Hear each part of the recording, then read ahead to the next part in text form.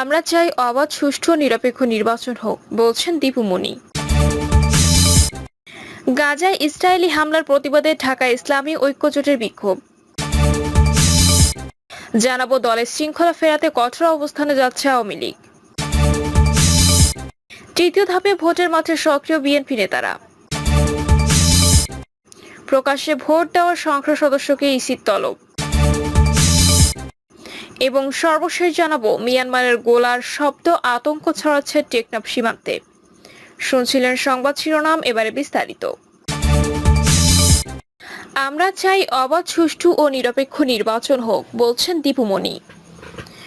সমাজ কল্যাণ মন্ত্রী ডক্টর দীপু মনি বলেছেন, এবারের উপজেলা পরিষদ নির্বাচনে কাউকে দলীয় মনোনয়ন দেওয়া হয়নি, এমনকি দলীয়ভাবে সমর্থনও দেওয়া হয়নি। দলের সিদ্ধান্তে স্থানীয় এমপি ও মন্ত্রীরা অন্যায় কোনো হস্তক্ষেপ করতে পারবে না। এই নির্দেশনাগুলো আছে উপজেলা পরিষদ নির্বাচনে বিভ্রান্তকর পরিস্থিতি সৃষ্টি না করার জন্য প্রার্থীদের প্রতি আহ্বান জানাই।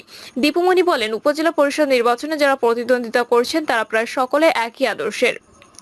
নির্বাচন শেষে সবাই একত্রিত হয়ে পুনরায় কাজ করবেন, তাই প্রার্থীরা কেউ যেন এমন কাজ না করেন যাতে বিভ্রান্তকর পরিস্থিতির সৃষ্টি হয়।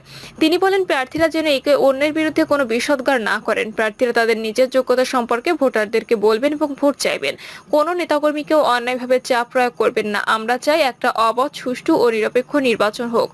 আমি বিশ্বাস করি আগামী 21শে মে সুষ্ঠু, সুন্দর নির্বাচন অনুষ্ঠিত হবে। আপনার কোনো চাপ ছাড়া পছন্দের প্রার্থীকে নির্বিঘ্নে ভোট কেন্দ্রে গিয়ে ভোট দেবেন। গাজায় ইসরায়েলি হামলার প্রতিবাদে ঢাকা ইসলামী ঐক্যজোটের বিক্ষোভ। ফিলিস্তিনের গাজায় দখলদার ইসরায়েলের বর্বরোচিত হামলার প্রতিবাদে রাজধানী ঢাকায় বিক্ষোভ মিছিল করেছে ইসলামী ঐক্যজোট। এ সময় ইহুদিবাদী দেশটির বিরুদ্ধে নানা স্লোগান দেন জোটের নেতাকর্মীরা। তারা অবিলম্বে ফিলিস্তিনের নিরীহ মানুষের উপর ইসরায়েলের বর্বরোচিত হামলা বন্ধে আন্তর্জাতিক পদক্ষেপ দাবি করেন। দলের শৃঙ্খলা ফেরাতে কঠোর অবস্থানে যাচ্ছে আওয়ামী লীগ। অবশেষে আর ছাড় নয়, আওয়ামী লীগ তার দলের শৃঙ্খলা ফেরাতে কঠোর অবস্থানে যাওয়ার সিদ্ধান্ত নিয়েছে। আওয়ামী লীগের দায়িত্বশীল একাধিক সূত্রগুলো বলছে, দলের ভেতর যারা শৃঙ্খলা সৃষ্টি করছে, তাদের সিদ্ধান্ত অমান্য করছে এবং দলের ভেতরে কোন্দল করছে, তাদেরকে আর ছাড় দেওয়া হবে না। তাদের বিরুদ্ধে যথাযথ ব্যবস্থা গ্রহণ করা হবে এবং এই যথাযথ ব্যবস্থা গ্রহণের অংশ হিসেবে কোন্দলরত এলাকাগুলোতে কমিটি বাতিল করে দেওয়া হবে। যারা কোন্দলের সঙ্গে জড়িত তাদেরকে আহ্বায়ক কমিটিতে রাখা হবে না। একই সাথে যারা দলের সিদ্ধান্ত লঙ্ঘন করে আত্মীয় স্বজনদেরকে উপজেলা নির্বাচনে প্রার্থী করেছেন, তাদের প্রার্থিতা পর্যালোচনা করা হবে এবং তারা এলাকায় কর্তৃত্ব প্রতিষ্ঠার জন্য ধরনের কর্মকাণ্ড করেছেন কিনা সেটি যাচাই বাছাই করা হবে। যাচাই বাছাই শেষে যাদের বিরুদ্ধে অভিযোগ প্রমাণিত হবে তাদেরকে স্থানীয় পর্যায়ে কমিটিগুলো থেকে বাদ দেওয়া হবে এবং ভবিষ্যতে তাদের বিরুদ্ধে আরও ব্যবস্থা গ্রহণ করা হবে। আপাতত আওয়ামী লীগ কোন্দল কমানোর জন্য যে পদক্ষেপ গ্রহণ করেছে তা হলো কমিটি বিলুপ্ত করা এবং কমিটি থেকে বাদ দেওয়া। এবছরের 7 জানুয়ারি নির্বাচনের পর থেকে আওয়ামী লীগ সভাপতি প্রধানমন্ত্রী শেখ হাসিনা বলে আসছিলেন যে দলের ভেতর যারা নির্বাচন কেন্দ্রে করেছেন সেই কোন্দল যেন অবিলম্বে বন্ধ করা হয় এবং যা হয়েছে সেটা ভুলে গিয়ে মিলেমিশে সকলে মিলে যেন কাজ করে। কিন্তু বাস্তবে আওয়ামী লীগ সভাপতির এই নির্দেশনা মান্য করেনি অধিকাংশ নেতাকর্মীরা, বরং নির্বাচনের পর কর্তৃত্ব দখলের লড়াই আরো জাঁকিয়ে বসে। বিশেষ করে যে সমস্ত নির্বাচনী এলাকাগুলোতে স্বতন্ত্রদের সাথে আওয়ামী লীগের হাড্ডাহাড্ডি লড়াই হয়েছিল, সে সমস্ত এলাকাগুলোতে সংঘাত সহিংসতার ঘটনা আরো বেড়ে যায়। এরকম পরিস্থিতিতে আওয়ামী লীগ সভাপতি সবাইকে সতর্ক বার্তা দেন, কিন্তু তারপরও এই বিরোধ মিটছে না। এখন আওয়ামী লীগ অ্যাকশনে যাচ্ছে। আওয়ামী লীগের দায়িত্বশীল সূত্রগুলো বলছে, বিবদমান এলাকাগুলোতে চিহ্নিত করার জন্য এবং সেই সমস্ত এলাকায় কারা দায়ী তাদেরকে শনাক্ত করার জন্য সাংগঠনিক সম্পাদকদের দায়িত্ব দেওয়া হয়েছে। সাংগঠনিক সম্পাদকরা এই বিষয়টি নিয়ে খতিয়ে দেখছে। আওয়ামী লীগের একজন প্রেসিডেন্ট সদস্য বলছেন, আগামী 23শে জুন আওয়ামী লীগের 75তম প্রতিষ্ঠা বার্ষিকী। এবার 75তম প্রতিষ্ঠা বার্ষিকী আওয়ামী লীগ অনেক জাঁকজমকপূর্ণভাবে ঘটা করে করতে চায়। এর জন্য প্রতিষ্ঠা বার্ষিকী পর্যন্ত অপেক্ষা করা হবে। এরপর যারা দলের সিদ্ধান্ত লঙ্ঘন করেছেন, দলের অবস্থানের বিরুদ্ধে কাজ করেছেন, তাদের বিরুদ্ধে ব্যবস্থা নেওয়া হবে। উপজেলা নির্বাচনগুলোতে আওয়ামী লীগের পক্ষ থেকে বলা হয়েছিল যে দলের ভেতরে যেন স্বজনরা প্রার্থী না হন, কিন্তু তারপরও যারা এই সিদ্ধান্ত লঙ্ঘন করেছেন তাদের কমিটি থেকে বাদ দেওয়া বলে আওয়ামী লীগ সিদ্ধান্ত গ্রহণ করেছে। তৃতীয় ধাপে ভোটের মাঠে সক্রিয় বিএনপি নেতারা।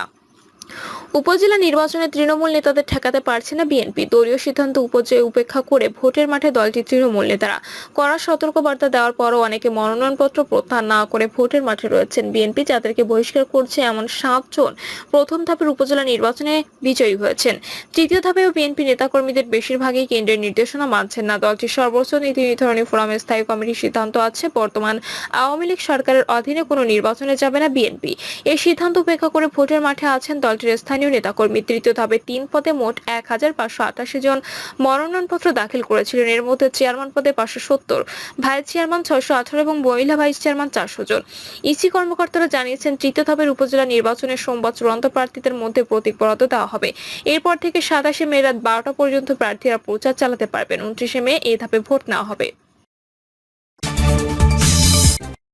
প্রকাশ্যে ভোট দেওয়া সংসদ সদস্যকে ইসির তলব। প্রকাশ্যে ভোট দেওয়ায় বরিশাল 6 আসনে আওয়ামী লীগের সংসদ সদস্য আব্দুল হাফিজকে তলব করেছে নির্বাচন কমিশন। ইসিতে হাজির হয়ে তাকে এ বিষয়ে ব্যাখ্যা দিতে বলা হয়েছে। এছাড়া আচরণবিধি লঙ্ঘন করায় গাজীপুরের শ্রীপুর উপজেলার চেয়ারম্যান প্রার্থী জামিল হাসানকেও ডেকেছে ইসি। প্রথম ধাপের ভোটে 8 মে বরিশাল জেলার বাকেরগঞ্জ উপজেলা পরিষদ নির্বাচনে প্রকাশ্যে ভোট দেন আব্দুল হাফিজ। প্রকাশ্যে ভোট দেওয়া নির্বাচনী অপরাধ। এই অপরাধের বিষয়ে ব্যাখ্যা দিতে 15 মে তাকে নির্বাচন ভবনে উপস্থিত হতে বলা হয়েছে। নির্বাচন কমিশনের উপসচিব মোহাম্মদ আতিয়া রহমানের সই করার সংক্রান্ত চিঠি আব্দুল হাফিজ বরাবর পাঠানো হয়েছে। চিঠিতে বলা হয়, আব্দুল হাফিজ 8 মে অনুষ্ঠিত বরিশাল জেলার বাকেরগঞ্জ উপজেলা পরিষদ নির্বাচনে ভোট গ্রহণের দিন 47 নম্বর মঙ্গলহসি সরকারি প্রাথমিক বিদ্যালয় ভোট কেন্দ্রে প্রকাশ্যে ভোট দেন, যার ভিডিও বিভিন্ন গণমাধ্যমে ছবি সহ প্রতিবেদন আকারে প্রকাশিত হয়েছে। চিঠিতে বলা হয়, প্রকাশ্যে ভোট প্রদান করে ভোটের গোপনীয়তা রক্ষা না করে উপজেলা পরিষদ নির্বাচন বিধিমালা 2013 এর বিধি 78 এর বিধান অনুসারে শাস্তিযোগ্য নির্বাচনী অপরাধ। এই অপরাধ সংগঠনের কারণে আপনার বিরুদ্ধে মামলা দায়ের ও পদ্ধতিগতভাবে ব্যবস্থা গ্রহণের জন্য স্পিকারের কাছে কেন চিঠি দেওয়া হবে না সে বিষয়ে দুপুর 12টায় নির্বাচন কমিশনে আপনাকে ব্যক্তিগতভাবে হাজির করা বা ব্যাখ্যা দেওয়ার জন্য কমিশন সিদ্ধান্ত নিয়েছেন। কারণ দর্শানোর নোটিশ দেওয়ার পরও আচরণবিধি লঙ্ঘন করতে থাকায় কেন প্রার্থিতা বাতিল করা হবে না জানতে চেয়ে গাজীপুরের শ্রীপুর উপজেলা নির্বাচনে চেয়ারম্যান প্রার্থী জামিল হাসানকে চিঠি দিয়েছে ইসি। তাকে 15 মে সকাল নির্বাচন ভবনে উপস্থিত হয়ে এ বিষয়ে ব্যাখ্যা দিতে বলা হয়েছে। এই উপজেলায় দ্বিতীয় ধাপে 21 মে ভোট গ্রহণ করা হবে। মিয়ানমারের গোলার শব্দ আতঙ্ক ছড়াচ্ছে টেকনাফ সীমান্তে। মিয়ানমারের রাখাইন রাজ্যে আরাকান আর্মির সশস্ত্র বাহিনীর মধ্যে সংঘর্ষে মর্টার শেল, ভারী গোলার বিকট শব্দ শুনতে পাচ্ছে কক্সবাজার টেকনাফ সীমান্তের মানুষ। গত 2 দিন বন্ধ থাকার পর আবারও সীমান্তে গোলার শব্দ ভেসে আসছে ওপার থেকে। সকাল থেকে সন্ধ্যা পর্যন্ত থেমে থেমে টেকনাফের বিভিন্ন সীমান্তে মিয়ানমারের ওপার থেকে মর্টার শেলের শব্দ শোনা যায়। এতে আতঙ্ক রয়েছে সীমান্ত এলাকার বাসিন্দারা। সীমান্তের কাছাকাছি টেকনাফের পৌরসভার জালিয়াপাড়ার বাসিন্দা নজরুল ইসলাম বলেন, গত 2 দিন রাখাইন রাজ্য থেকে গোলার শব্দ পাওয়া যায়নি, কিন্তু সোমবার সকাল থেকে ওপার থেকে ফের ভারী গোলার শব্দই পারে ভেসে আসছে। এতে বিশেষ করে নারী শিশুদের নিয়ে ভয় রয়েছে সীমান্তের মানুষ। বন্ধ থাকার পর আবারও সীমান্তে গোলার বিকট শব্দ পাওয়া যাচ্ছে বলে জানিয়েছেন টেকনাফ পৌরসভার দক্ষিণ জালিয়াপাড়ার কাউন্সিলর মনিরুজ্জামান। তিনি বলেন, সীমান্তে বসবাসকারীদের মাধ্যমে ওপার গোলার বিকট শব্দ বিষয়ে অবহিত হয়েছে। সীমান্তে ভারী গোলার বিকট শব্দ নিত্যদিনের ঘটনা হয়ে দাঁড়াচ্ছে।